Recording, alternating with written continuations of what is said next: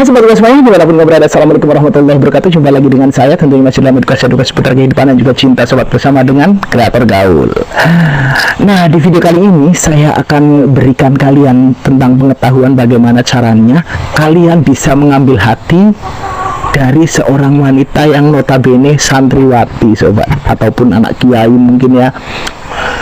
Jadi begini, kenapa saya bikin video seperti ini sobat? Dari banyak pengamatan yang saya lakukan, kebanyakan dari kita para cowok itu sangat kayak takut-takut gimana gitu ketika harus berpacaran atau harus mencintai seorang santriwati atau alumni pondok pesantren sobat. Karena menurut sebagian besar dari kita kaum pria, mencintai santriwati itu banyak syarat dan ketentuan yang harus dipenuhi sob. Seperti kita harus alim, kita harus menjaga norma-norma agama, tidak bebas seperti pacaran dengan cewek pada umumnya. Padahal kalau dipikir-pikir sobat, apa yang kalian pikirkan selama ini itu salah.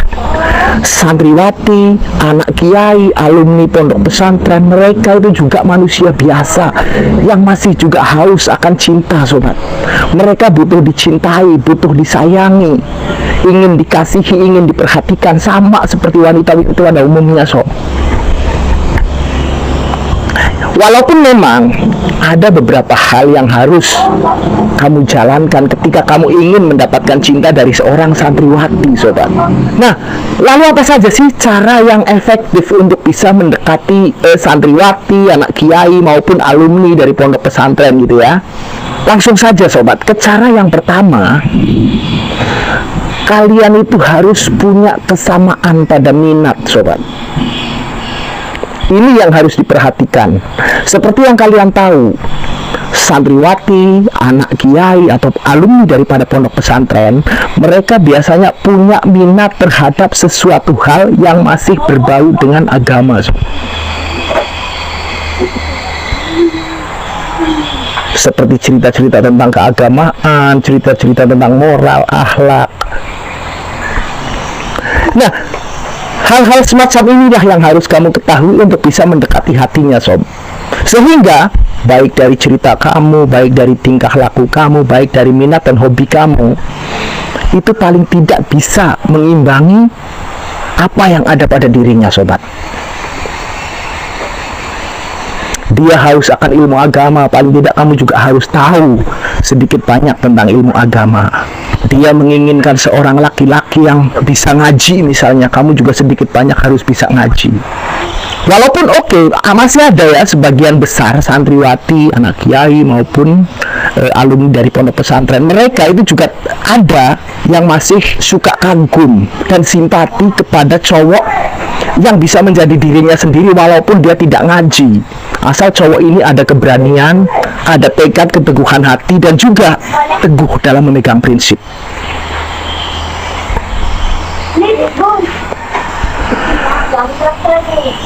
Tetapi hal yang harus secara umum kamu pelajari, ya seperti yang tadi saya katakan sobat, samakan minat kamu sama dia dulu. Nanti kamu akan tahu apa sih minat dia sebenarnya, apa sih yang dia inginkan sebenarnya. Nah, dari situ kamu bisa mulai menunjukkan secara pelan-pelan siapa kamu sebenarnya, sehingga dia tidak terlalu kaget ketika mengetahui sifat asli kamu sob. Kamu harus melakukannya pelan-pelan. Oke sob. Hal yang kedua yang mesti kamu lakukan ketika kamu mencintai anak dari seorang kiai ataupun santriwati atau alumni dari pondok pesantren, maka fokuskanlah dulu diri kamu kepada perbaikan diri kamu sobat. Kalau memang selama ini kamu terkenal urakan mungkin, ataupun kamu awam di dalam pengetahuan agama, kamu mulai sekarang harus bisa fokus kepada perbaikan diri kamu dulu sob. Kalau memang kamu mencintai seorang santriwati, contohnya kamu belajar ngaji, belajar ilmu agama, belajar agar supaya nanti bisa bercerita tentang agama dan akhlak, syukur-syukur ke tingkat yang lebih lanjut lah. yang lebih luas lagi tentang agama. Ini yang harus kamu fokuskan dulu sobat. Sehingga ketika kamu nanti benar bertemu dengan dia, atau ngobrol sama dia, bercerita sama dia, ataupun lagi bersama dia, kamu tidak canggung lagi di dalam kamu membicarakan hal-hal yang berbau agama sob. Nah, lalu yang selanjutnya yang harus ada pada kamu dan harus kamu pelajari mulai sekarang ketika kamu mencintai seorang santriwati, anak kiai maupun alumni daripada pondok pesantren adalah ketika kamu berkomunikasi sama dia, usahakan komunikasi kamu itu tidak jauh-jauh dari hal-hal yang ada kaitannya dengan keagamaan dan akhlak sobat, sehingga dia akan tertarik dengan cerita-cerita kamu. Saya yakin kebanyakan santriwati, anak kiai maupun alumni daripada pondok pesantren, dia itu akan nyaman ketika orang yang diajak bicara sama dia itu nyambung dengan apa yang ingin dia dengar sob. Dan yang ingin dia dengar adalah hal-hal yang masih berbau dengan keagamaan. Saya yakin itu. Lalu hal selanjutnya yang bisa kamu pelajari ketika kamu ingin mencintai seorang santriwati ataupun seorang anak kiai ataupun alumni daripada pondok pesantren, ketika ada kesempatan kamu chattingan sama dia, jangan lupa sobat, sisipi chattingan kamu ke dia dengan kata-kata motivasi, puisi-puisi islami yang sekiranya bisa membuat dia melayang gitu ya, rayuan-rayuan yang ada kaitannya lah pokoknya dengan keagamaan. Ini dia akan suka sekali sob. Biasanya seorang santriwati, seorang anak kiai ataupun seorang alumni daripada pondok pesantren, dia itu akan menyukai hal-hal yang berbau melankolis seperti ini sob.